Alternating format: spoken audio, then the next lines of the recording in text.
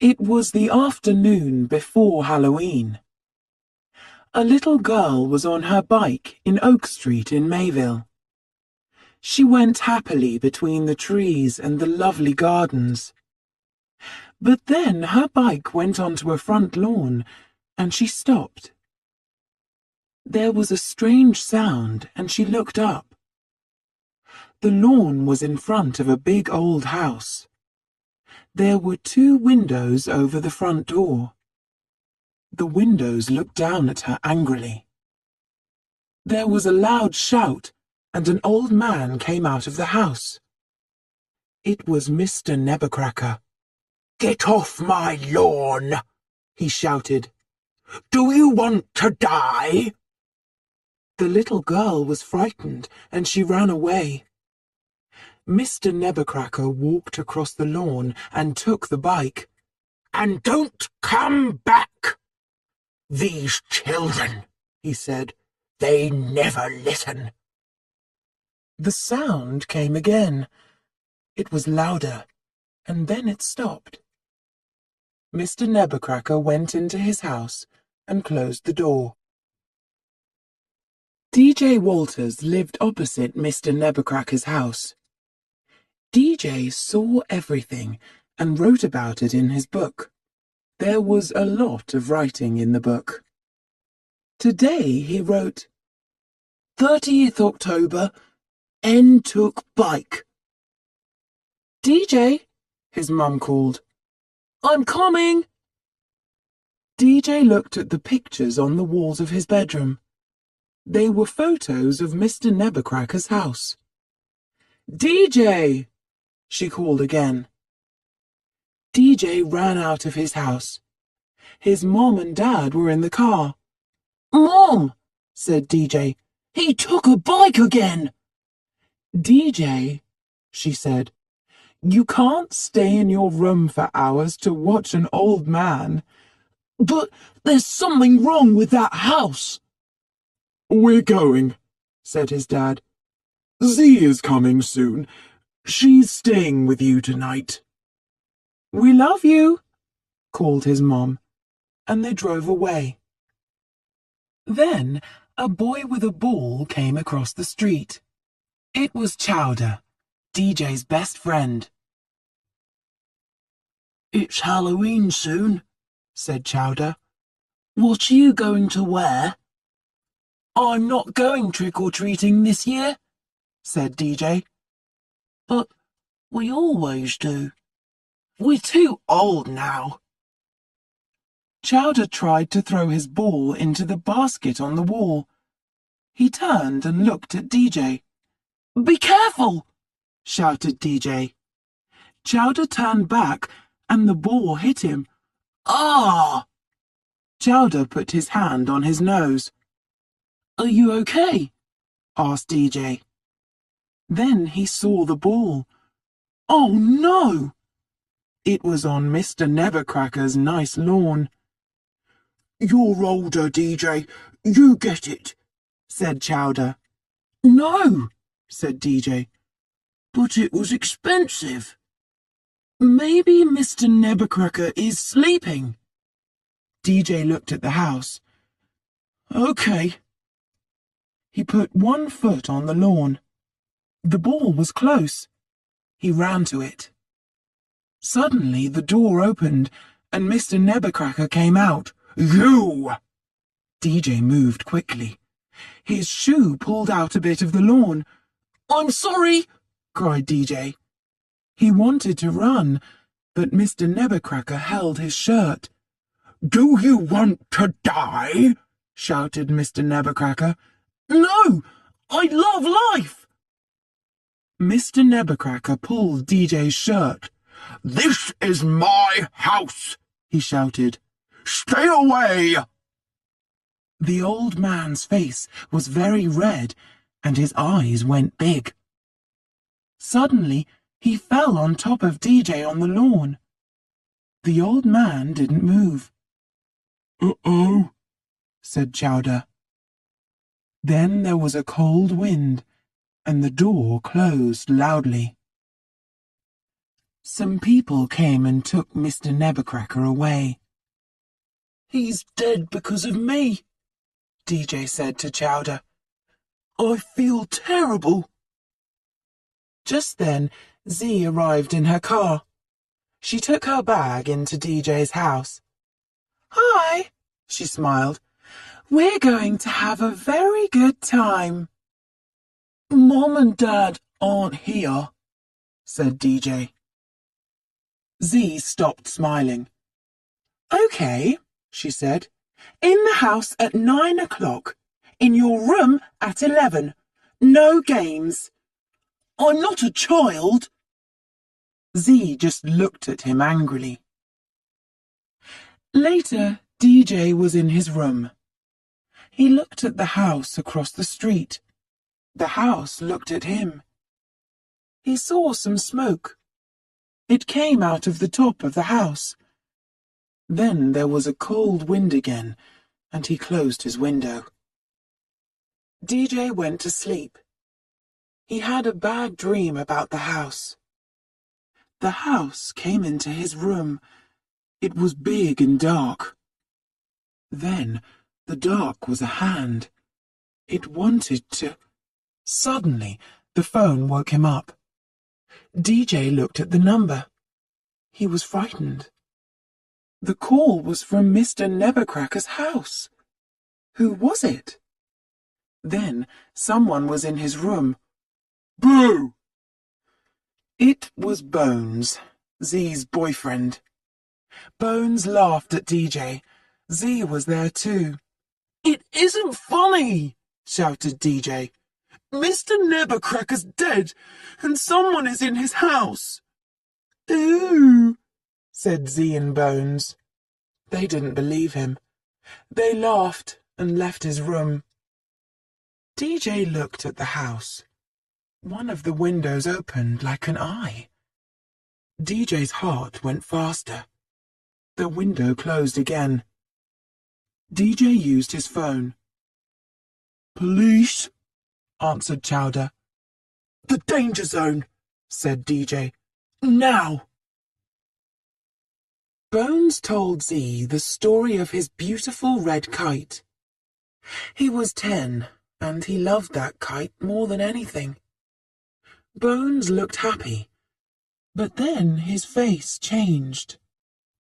One day, the kite was high in the sky, but then it came down behind the houses.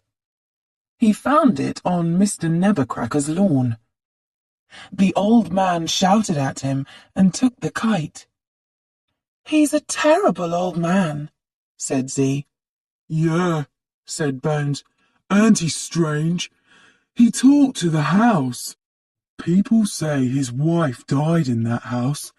Did he eat her?" He laughed, but Z was angry. She said, "Go home, Bones."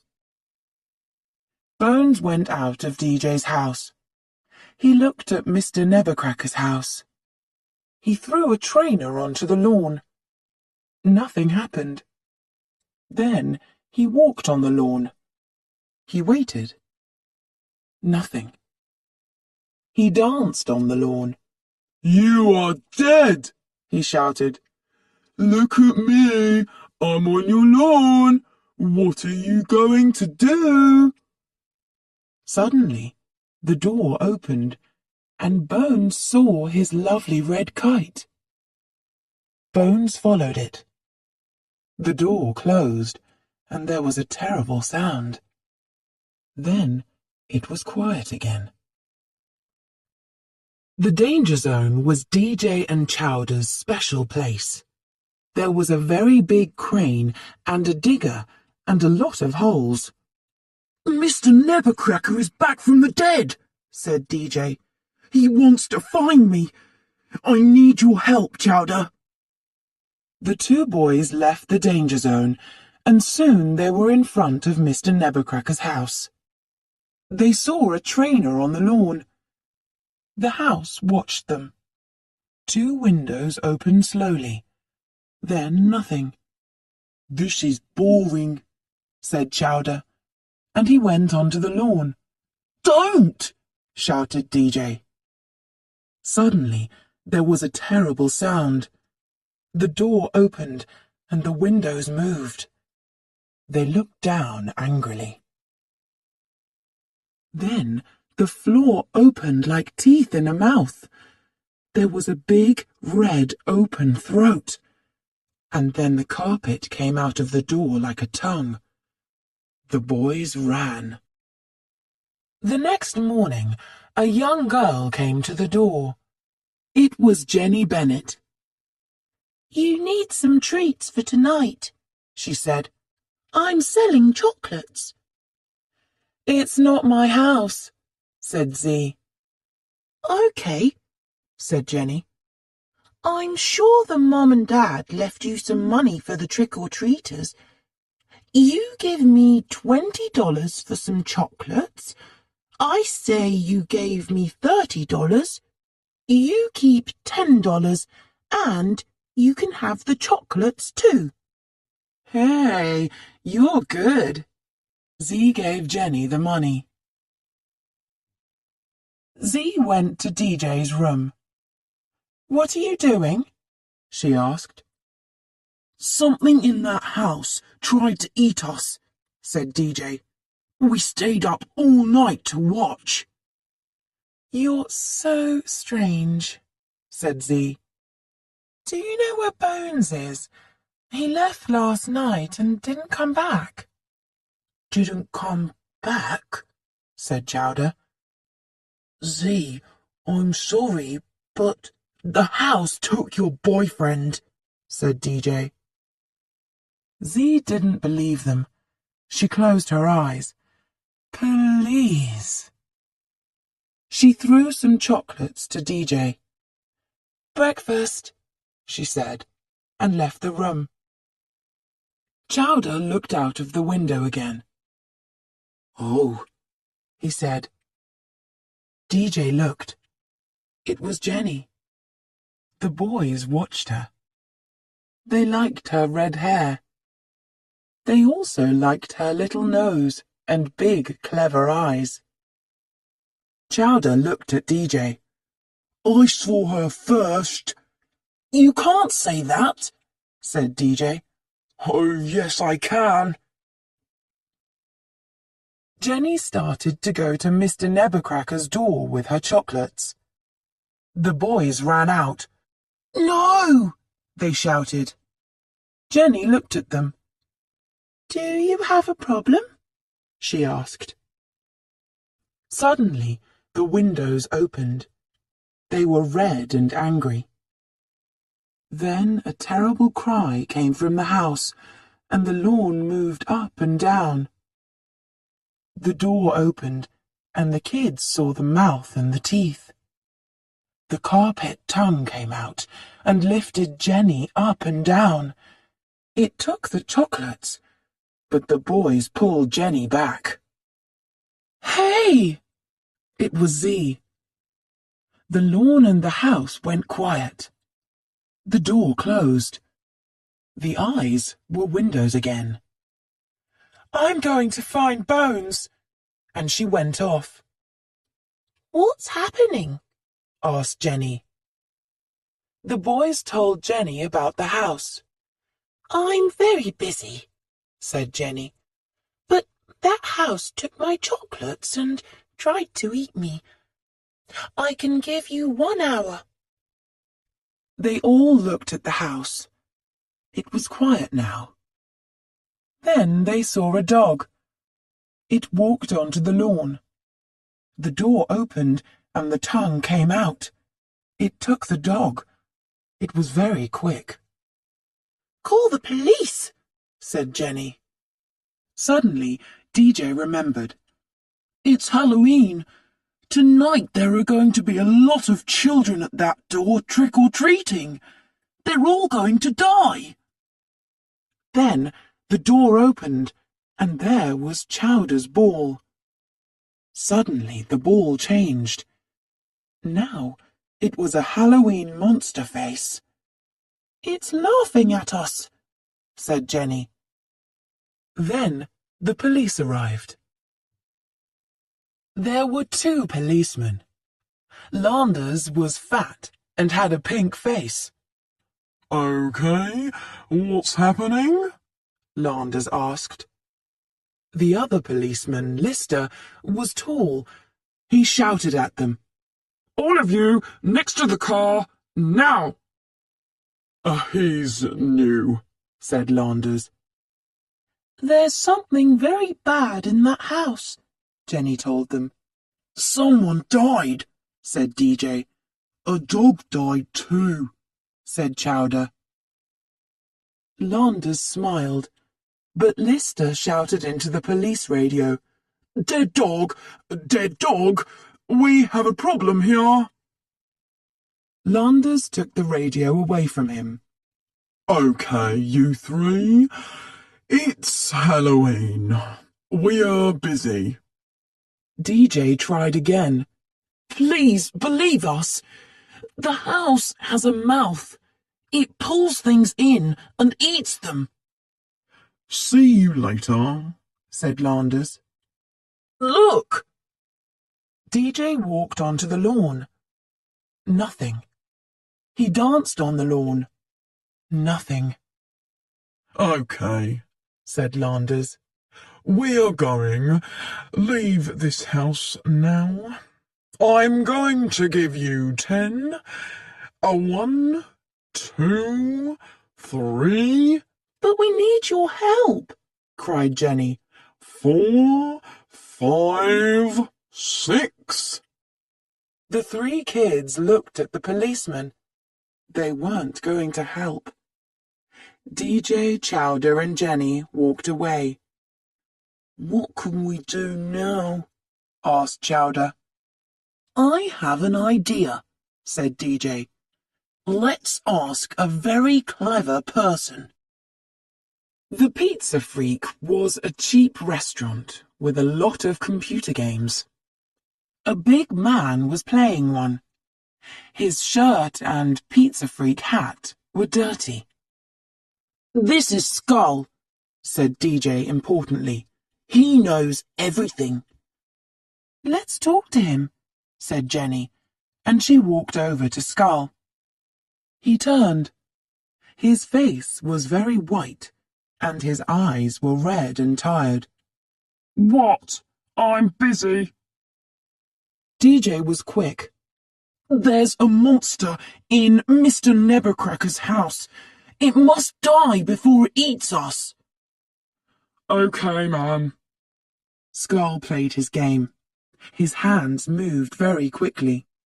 Sometimes a person loves his house very much. Then he dies. That dead person can live in the house. It's in the walls and the floor. It's called Domus Mutabilis.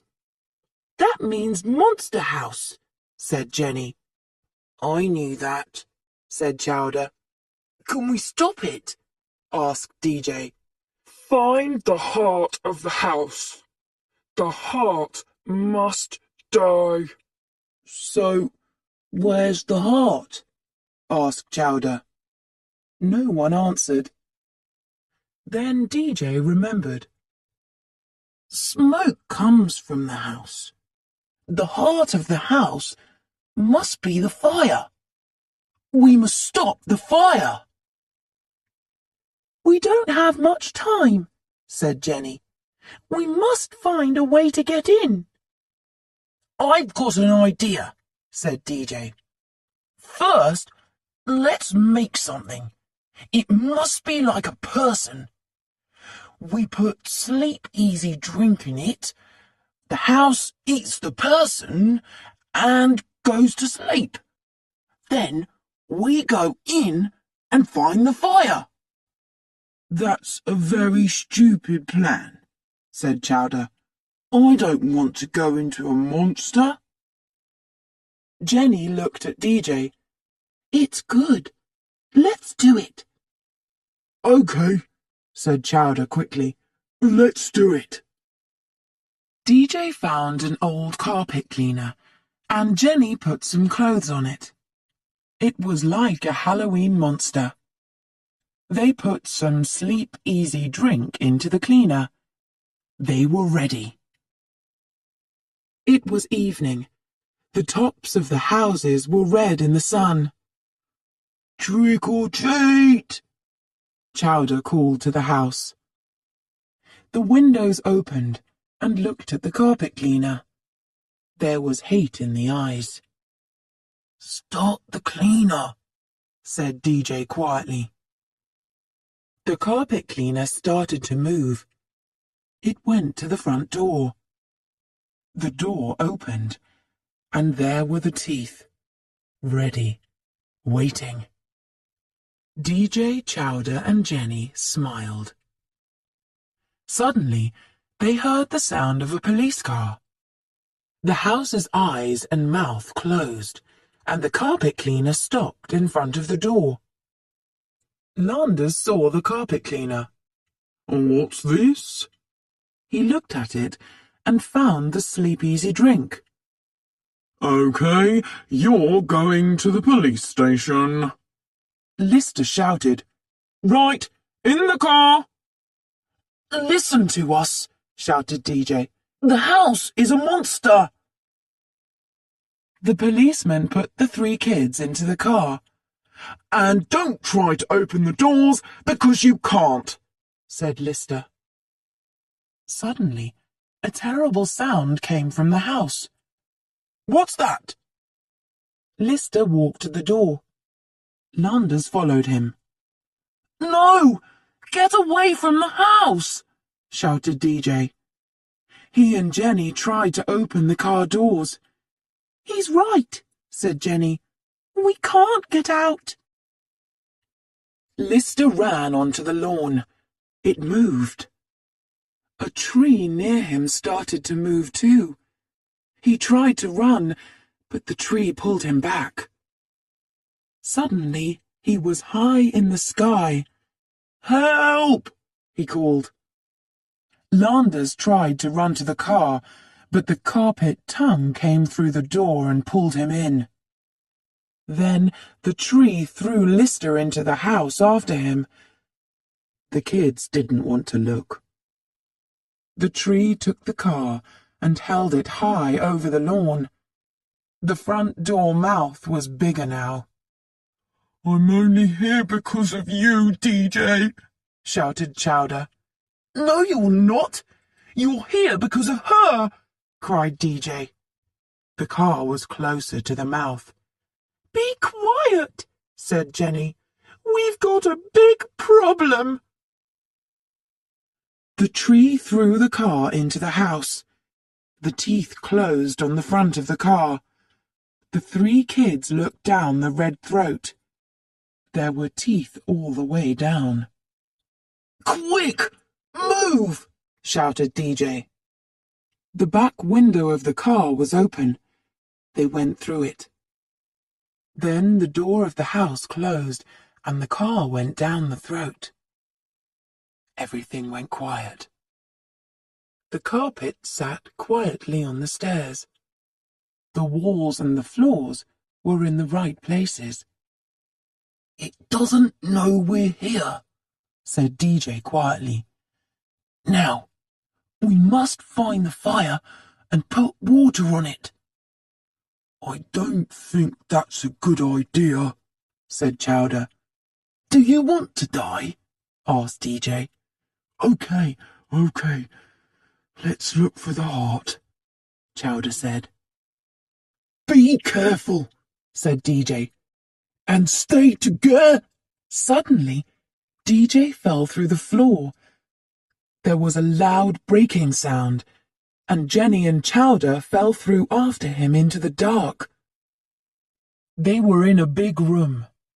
There were a lot of children's things there. "Look at this," said DJ. It was an old circus caravan. The colours were now old and dark. It was in 2 parts. On one part of the caravan were some words. Constance, the giantess. The kids looked at it quietly. "This was beautiful a long time ago," said DJ. Let's look in it." "Let's not," said Chowder. DJ went in. There were pictures on the walls. Then he saw something in the cement floor. It looked like a big body. Suddenly the floor moved. "The floor's breaking!" shouted DJ. Then there was a strong wind. "It's Constance!" cried Jenny. "She's angry.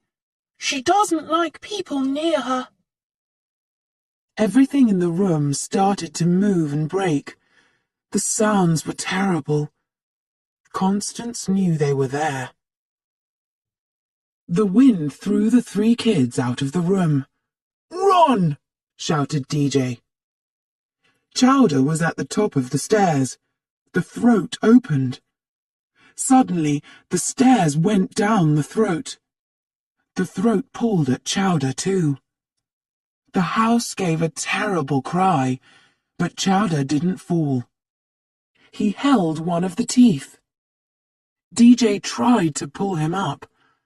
Then the carpet tongue came out quickly and threw DJ down the throat. "No!" cried Jenny. The house moved up and down. Then she saw something red at the back of the throat. She pulled on it hard. The house moved up and down again. "I can't hold!" she shouted and fell down the red throat. But there was someone close. It was DJ. Jenny held onto his legs.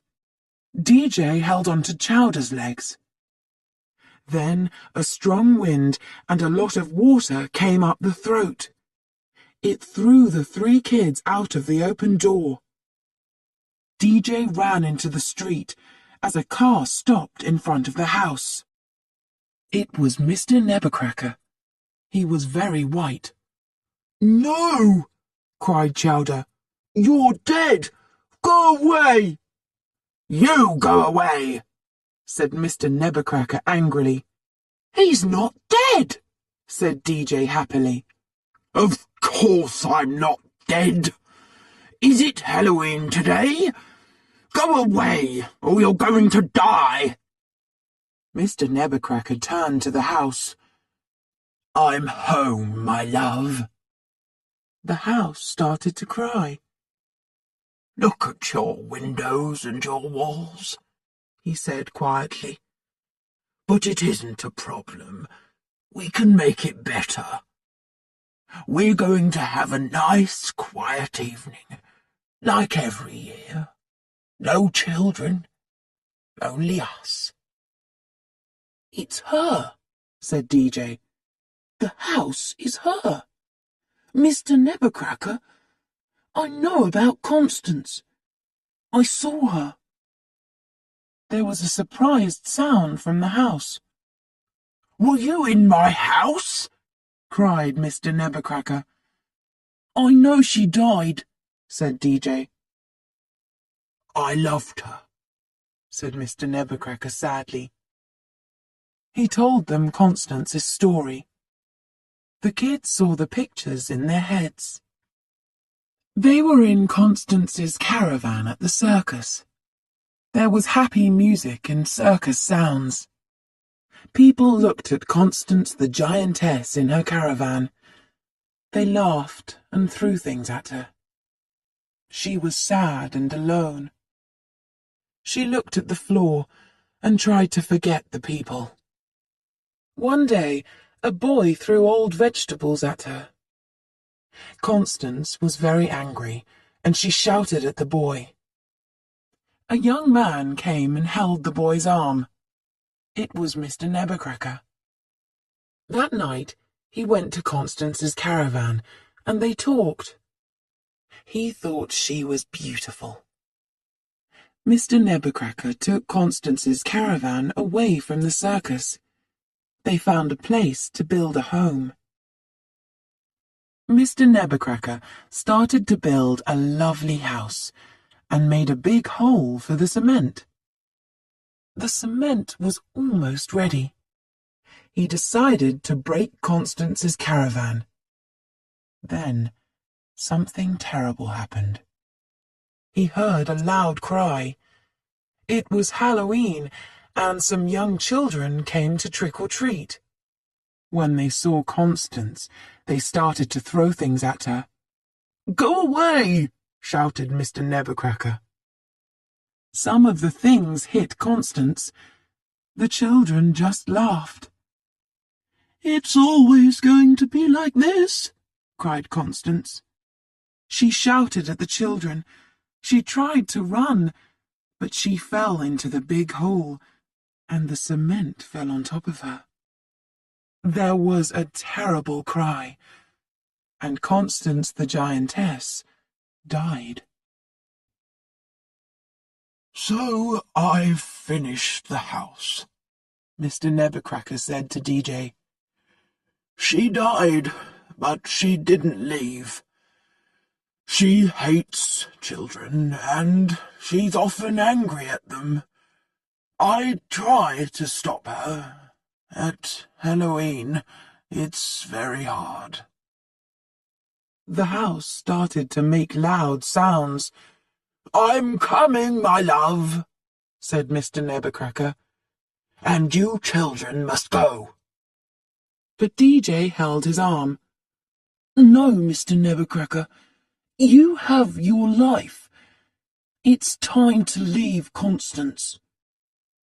"She's all I have," said Mr. Nevercracker sadly. "No," said DJ. "You have me too. I'm your friend." He took Mr. Nevercracker's hand, and they walked away. Mr. Nevercracker was happy, but the house wasn't. It was very, very angry. Suddenly, there was a terrible sound. DJ and Mr. Nevercracker looked back.